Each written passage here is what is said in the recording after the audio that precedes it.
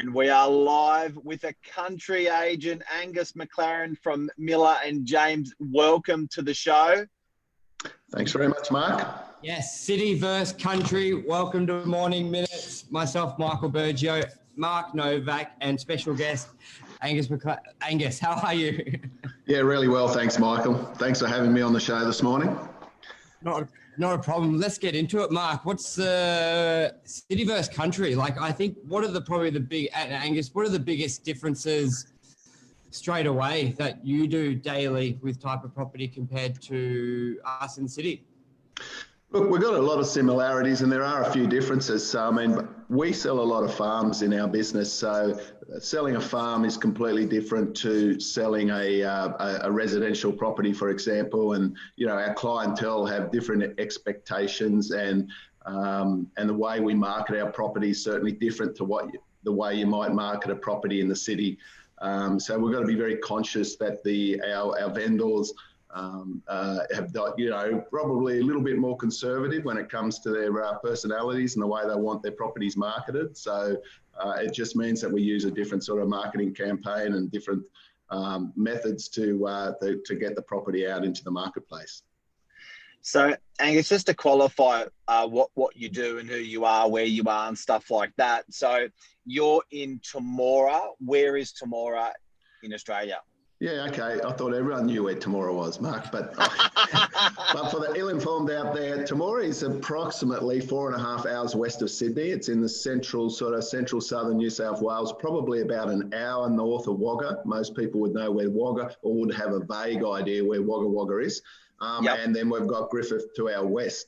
The main economic drivers around here are agriculture, and we've also got an office in a town called West Wyalong, which is 50 minutes north of Temora.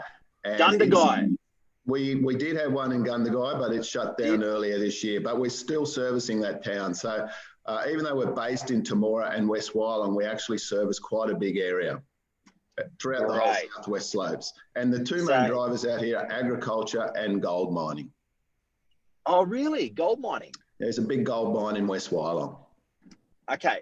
Now, us city folk, whenever I think, for some reason, whenever I think country agent or country, there's some sort of warmness to my heart, and I don't know why, and I'm sure a lot of our viewers would agree. Like, what is it with us city guys looking at where you live and how you live and that attraction? Like, do you find that the city folk come in with their bags of cash, and what's the attraction?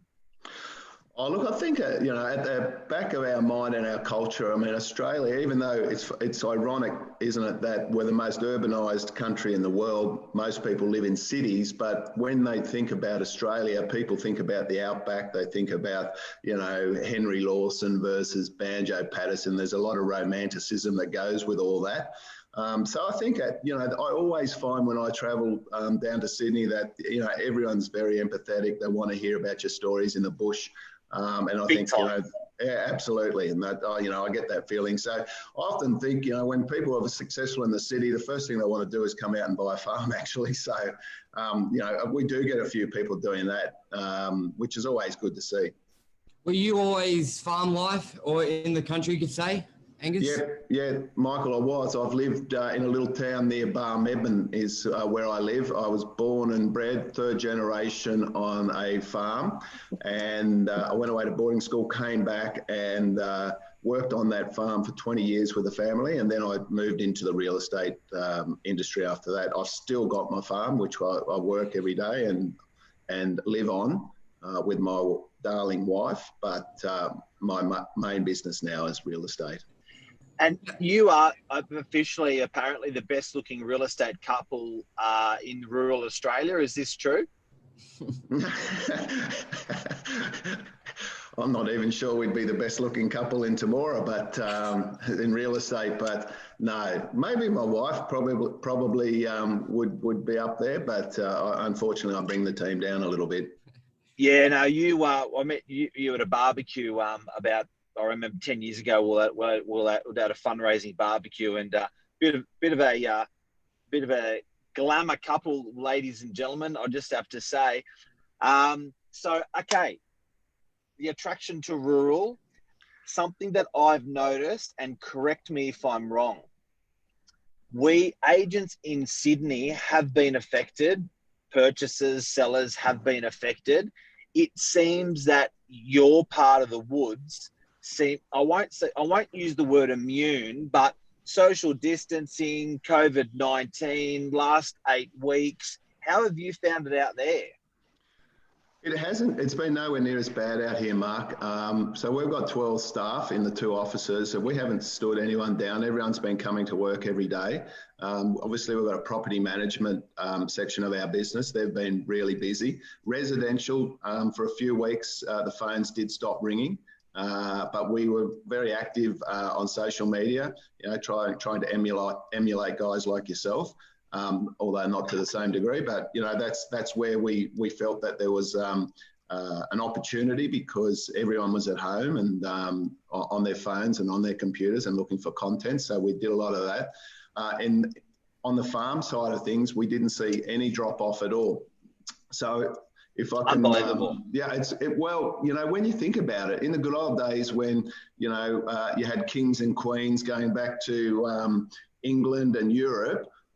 If you went off to war and you performed well and you came back and you were still alive, what did the king and queen give you as a reward? They gave you, gold and land, right? So when things get tough, it reverts back to that, real assets, land and gold. And it's been interesting, but during the last 8 weeks, everything in the farming or agriculture sector has actually been booming. So we've had our currency devalue, which meant that we had commodity prices rise. We saw a big rush on flour and pasta. What are they made out of? Wheat. So the price of wheat went up. We've seen interest rates come down. We've seen good rains across Eastern Australia.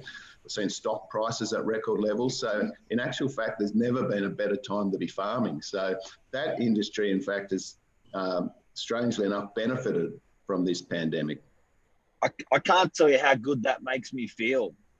And I'm not as an Australian, like, it just seems like the last 10 years, 15 years, rural Australia and farmers have just been absolutely pounded. And it's great to see you guys with your thumbs up in the air saying something like that. Yeah, look, even though we have been pounded by, pretty dry conditions in the last 3 years, the fundamentals for agriculture have been great, maybe for the last 10 or 20 years. And so I've got a lot of clients out there that have been, basically going slowly about their business. They're not the guys you'll see on the news complaining about the drought every week or whatever. They're guys that are going around and building their businesses, building their family businesses, generating a lot of wealth. And it's, to be honest, it's a very, very successful business to be, or industry to be in. A lot of innovative entrepreneurs, but they're not the guys you see on the news, in the dust storms. They don't get interviewed, Does a typical rural transaction include, because obviously you're buying the land, but there's generally a big attachment to what you can do on the land, and does that vary from farm to farm? And how do you sort of just market that? Because a lot of people they've got cows or etc. on the land as well. So are you doing a lot of the time? Is it more that business side of it just comes with the land, or is there a lot of added benefit from different blocks to blocks? You could say. Great question. Yeah, that is a good question, Michael. And I was only telling someone about this the other day, because I'm marketing a place in Cootamundra at the moment, and I had a city guy asking me really technical questions about farming. And I sort of used the analogy that is, if he was buying a commercial property, for instance, in DY, and it had a pizza shop in there, he wouldn't be asking the agent technical questions about how to make a pizza. You're selling the building. So I'm only selling the land, I'm selling the farm. It's up to the person who's purchasing it as to what he wants to do to it. The previous manager or the owner of the land might have been absolutely hopeless, and you don't want to take any, notice of what he was doing with his business, because it's all up to the new owner. So it's a new plate. So anyone who buys a farm can come on it. It may have been a cattle enterprise. They might change it to sheep. They might grow more grain. There's so many different things you can do in agriculture. So every farm is different, and every farm owner has a different view on how a farm should be run. And that's probably a very good point, just to draw that line in the sand, because once you sort of start trying to give more information, it's a bit of a slippery slope, and then they ask more questions where you just from the get-go just like, I'm selling the land, this is the size of the land, what you do with it, it's up to you, because sometimes you try and be a little bit more helpful and it's just you're sort of going down the wrong path, and you come off the direction of, I'm here to sell the land, not talk business ideas with you or the history of it. Yeah, exactly. And you guys would know too in your commercial stuff, and sometimes you talk to vendors and they've got a fairly rosy picture on, how much money they've been making off the property, and you've got to be careful when you take that into account, because, obviously the vendor wants the highest price possible. So, for instance, we always quote rainfall records. And for some reason, every vendor I've ever had, his farm gets more rainfall than the district average. So, you got to be careful with stuff like that. So, obviously with that, we go back to the official data, go to the closest weather station and quote that figure. Okay, now you just glossed over something very quickly there. What is a rainfall figure? Okay, so that's your annual average rainfall. So in rural Australia, everyone knows their annual average rainfall because you live and die by the sword, which is rainfall. So, for instance, here in Barmedman, the average annual rainfall over the last 120 years has been 480 millimetres a year. And just to put that in context, Sydney gets around 1,000. It's quite wet. But most of the farms that we sell fall within the sort of 650 millimetre to 450 millimetre a year rainfall. So, I love this conversation. So do you need a different qualification to sell rural? So it sounds like you guys have your residential homes and rural. Do you do commercial buildings as well? And what type of qualifications do all your agents just have the same everything, or are they separate within? Very similar like residential v commercial here. Do you have to have additional qualifications to do what you're doing? Yeah, you do. So to sell over 100 acres, you need a stock and station agency licence, and that enables you to sell farms. It also enables you to sell livestock, so sheep and cattle. We don't actually sell livestock in our business because we're 100% real estate and property, but most agents in the country do both, with an emphasis on stock, actually. So I think, traditionally out in the bush, real estate has been sort of not given the importance that it probably deserves. What's a cow worth? Well, look, a few months ago, before the drought broke, a cow wasn't worth very much, but they're up around $2,000 or $3,000 now, like a cow and a calf. And that's risen from say $800 this time 12 months ago. Sheep are the same. They were worth $100 to $150 for a ewe, which is a girl sheep or a lady sheep. And now they're trading at sort of $300. So they've doubled. And on that, do you get like good looking sheep and ugly sheep? Do you pay more for one or the other? Well, what happens is when a mob of sheep, what happens is the rams go in for like a 1 or 2 month period every year. So that's called joining. So the rams come in and there might be, say, 500 ewes and you put in 15 rams. So the rams have a pretty good life, actually. So they go round, they do their job. And then when the rams go out, you come in and you test every single ewe to see if it's got a lamb. And quite often, you might have, you actually have an ultrasound. You ultrasound the lambs in the yard. Or the ewes, I should say. So then you know how many ewes are pregnant and how many aren't. So the ones that aren't, they get redrafted out and often go out with the rams again. And I often joke that they're the ugly ones. And if you've got a ewe that never gets, and she might have other issues, you generally sell them, unfortunately. Got it. They're not good at it. What's sort of a typical transaction for a farm? Is that like a year on the market? Are they selling in 30 days? What's typical? Our campaigns generally run for about 6 weeks. We're using expression of interest more than anything, which we find very effective. So I would say at the moment, for the last 4 or 5 years, it's been, probably 8 weeks on the market. Occasionally you get a farm that, is a bit more difficult to shift because the vendor wants a little bit too much money, or, it might be dry in that area and the neighbours are all suffering, financially. So, but so we've got a block one farm that's been on the market for 2 years that we're struggling to get it, across the line. But then we've got another one at Cootamundra we're selling at the moment, which, we'll have sold by the end of June. It went on the market middle of April. So we're finding, and you guys would be the same, we're finding it, people are finding it hard to get answers from the banks at the moment. They seem to be, struggling with the virus. I think with a lot of their back office stuff overseas has been shut down. So that's our biggest issue at the moment, people getting answers from the banks. Okay. Just a quick question on you're probably going to go for the jugular bank question, are you, Michael? Before you do that, I know, but before you do that, can I just frame this up? And help correct me. I'm sorry to ask the question, but it's a little bit selfish, but I'm thinking about the buyers in Sydney, right? And I know we're talking industry and business and farming and stuff like that, but I would imagine with my customers in the northern beaches and across Sydney and a little bit eastern suburbs, they would come. I guess there'd be two styles. They'd want the Gucci farm, and then they'd want the tax deduction farm that earns a little bit of an income, but again, a farm they can travel to and spend time with their kids. What are you paying for a farm these days for a little, for those two types of farms?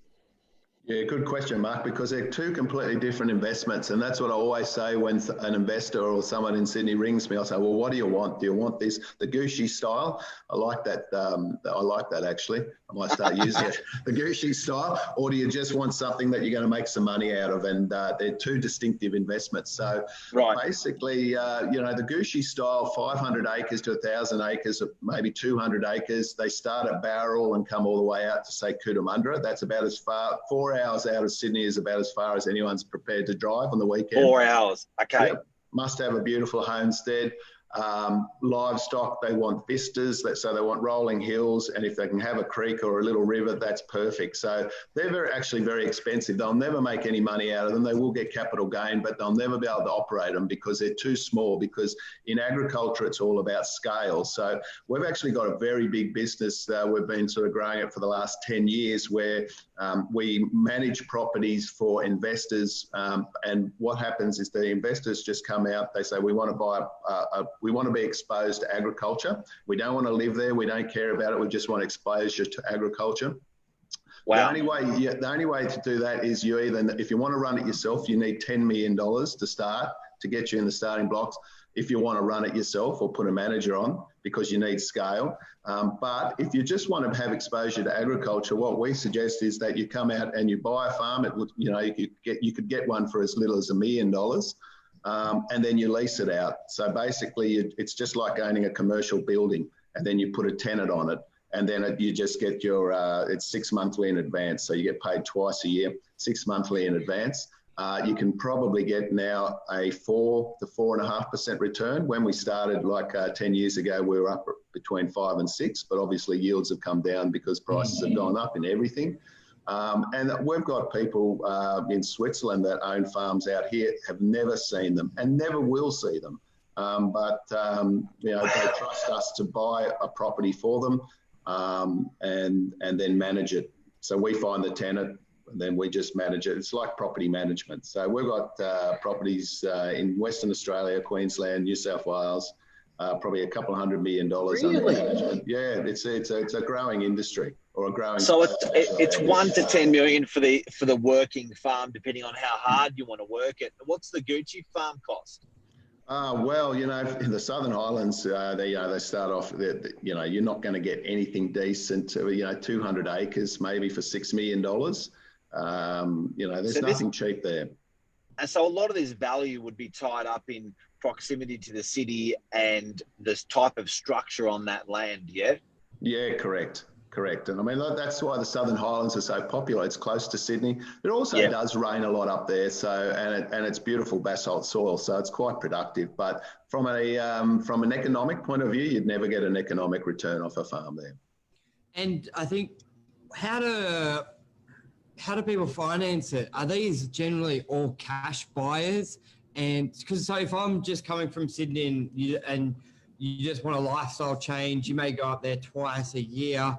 you're spending $1 million now, like, because you go to your broker here, they're like, what's the rental return, comparables?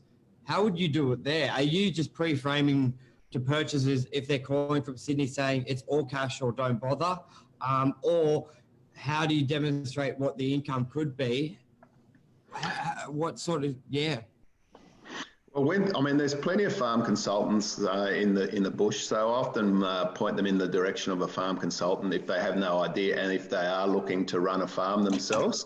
The economic return from the leasing model is really simple because it's easy to go out and find a tenant and say, well, what would you be prepared to pay for this? So even before the transaction's done, we've got the asking price, what the purchaser is going to have to pay, and we know what rent he can get. So that's really simple. Running a farm is a lot more complicated. Most of the small Gushy style farms, they are cash buyers. So they're just guys who have had very successful businesses in Sydney or Melbourne or wherever, Zurich, and they come out and they pay cash. So it's not so important whether it makes a 1% return or a 10% return. That's not why they're purchasing it.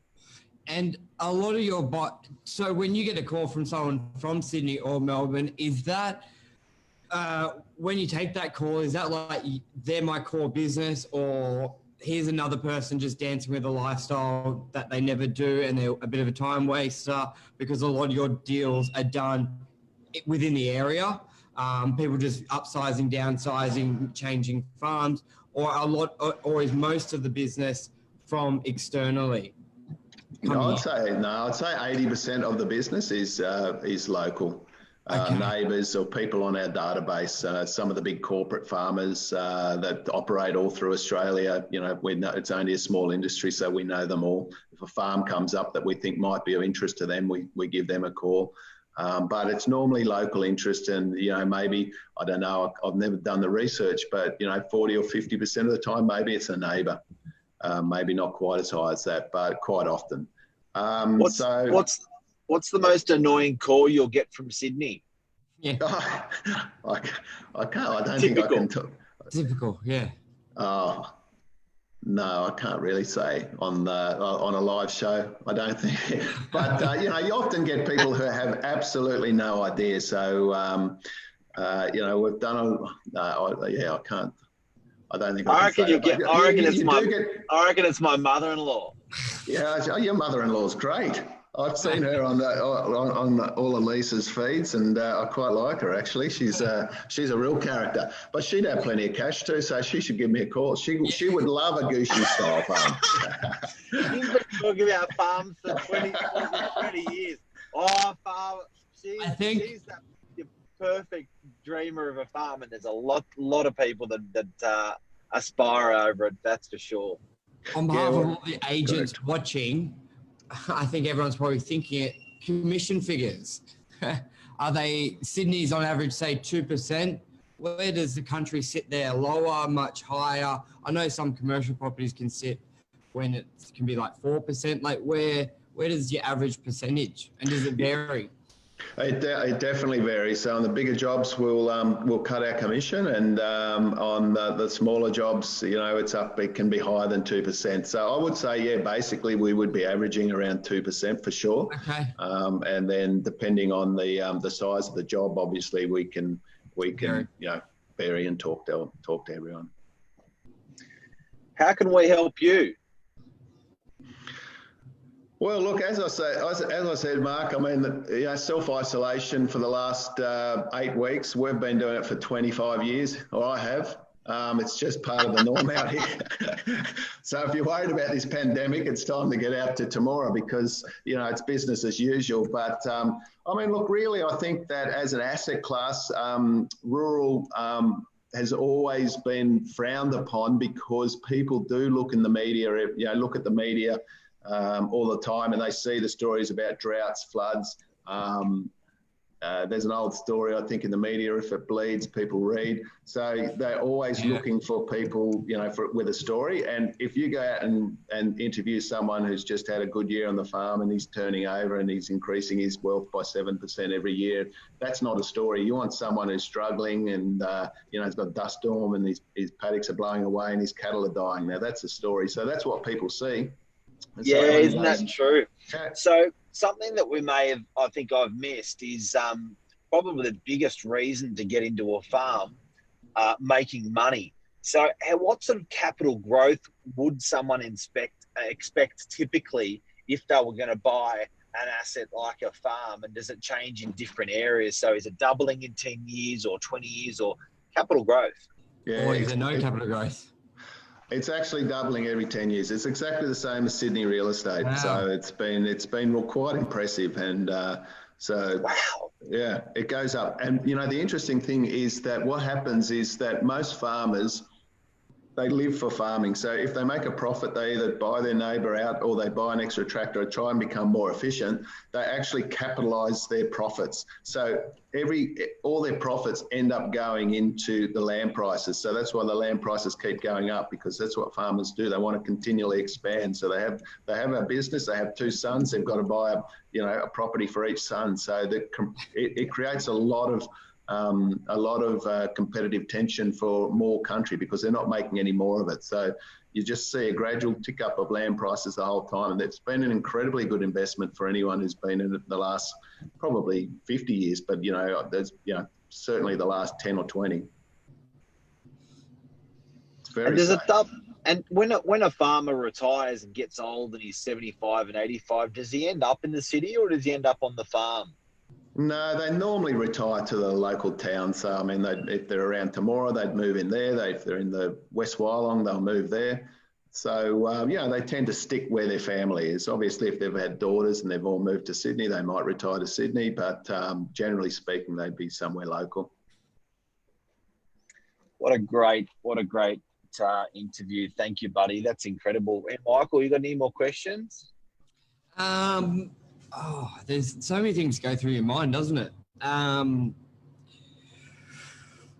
Do you also handle business sales separately to property, or just, as you did say, strictly property, but there's no dancing with? Is that a big part of it as well in rural, selling the business separately? No, you don't sell the business. You just sell the farm, because everyone's, it's just you don't sell a business. It's not worth anything. So You're just selling the land. We do sell businesses in town, but it's not a big part of our operation, to be honest. Yep. Okay. And do you have any questions for us? We've been machine gunning questions at you. This is meant to be two-way street. No, I don't have any questions, because I watch you guys every day, so I know exactly what you're doing. The big mouth real estate agents we've been blabbering the whole year. Oh, look, no, it's great, because I mean, and the great thing about you guys is that you're quite happy to share what you're doing with the rest of the industry. I think it's great, and not everything that you guys do would work in Temora, but there are parts that I think, wow, that's a great idea. So I often say to the staff, you've got to get on and see what Lisa's doing, or Mark, or Michael, or whatever, and they've come up with a really good idea. Why don't you give this a try? So I think it's great, to be honest. You're doing a good job, a fantastic job. Thank you. I will say, what's the starting point? Say if we're with clients today who are more lifestyle, maybe want to go have somewhere to buy where they travel, maybe once every 2 months too, because I think that 4 hours is key. Anyone I speak to has holiday homes, they're sort of saying 4 hours and under is that limit. Yeah. Anything further, it's just too far to do it on a Friday night and get away from the city. So what would you recommend, or what can we pre-frame and then send to potentially you for clients who are looking for that sort of lifestyle change? Nothing to do with running the business. They just want a cabin where they can go with their family and escape the city life, maybe have a couple horses or nothing. Like, is that something that you can do as well? And how do you pre-frame that? How can we pre-frame that to a client as well?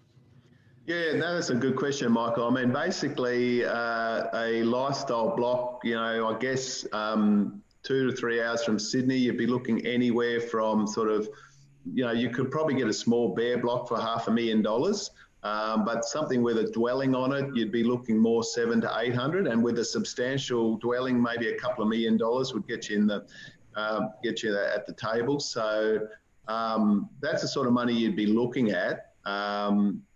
And by all means, I mean, I think there's a strong interest in the city for wanting to have a place in the country where they can go out, don't need 1,000 acres. About 100 acres, you get on the push bikes, and you get on the motorbikes, you can get on the horses, whatever, and get your kids exposed to country living, because it's a great place in the world. It's a great place to be. And what would be those suburbs if you had to pick 2 or 3 suburbs or areas for someone to look at for that lifestyle? And you talk about 100 acres. We just need 1 acre. We've got blocks of 300 square metres here. So yeah, no, that's true actually. Look, I mean, the most popular areas have always been sort of around Oberon, Bathurst. Orange is a wonderful part of the world, particularly with the food industry and what they're doing with wine there. So I mean, that's a growth area. It's only sort of 3 hours from Sydney. So, as I say, Orange, back to Blaney, Goulburn, Yass even, down to Canberra. That's your sort of circle. And for someone for Sydney, you just call, and just so people have that sort of dialogue, because there's, obviously you've got dialogue that you use there. So that would just be a lifestyle block you referred to it as. Correct. Is that what a lifestyle block? It's a lifestyle block. That's what we call them. Yep. Okay. Cool. You're a legend, mate. That's it. I got to say, since COVID, I reckon a lot of people are feeling affectionate towards farms. Like I even had a discussion last night with my 14-year-old, my youngest, and I was just saying, like, I'd love to get her and I out on a dirt bike on a farm for a weekend. I think a lot of people are thinking about that, Angus. Yeah, I totally agree. And it's interesting, isn't it? And I mean, it's not just in the country, but the last 8 weeks, a lot of people have said, you know what, this has been the best time of my life. I've had the kids home. We've been relaxed. We haven't been doing much. And I know out here, people have been going out on barbecues and cutting firewood and riding motorbikes and just having a great time with their kids. And it's a wonderful part of the world, to be honest. And particularly this time of year, it's just lucky that it coincided with March, April, May, we've pretty much got the best climate in the world at this time of year. 25 degrees every day, cool nights. It's been beautiful. Big time. And it's sort of been a rug up sort of time of the year, and it's coincided perfectly. You're right. Yep, absolutely. Well, that's a take, ladies and gentlemen. That's a take. Thank you very much, Angus. That's been really good. Thanks, Michael. Yeah, awesome. Thanks, Mark. Thanks for having me on the show. Thanks a lot. Mark. Take care, man. You're a legend. Okay.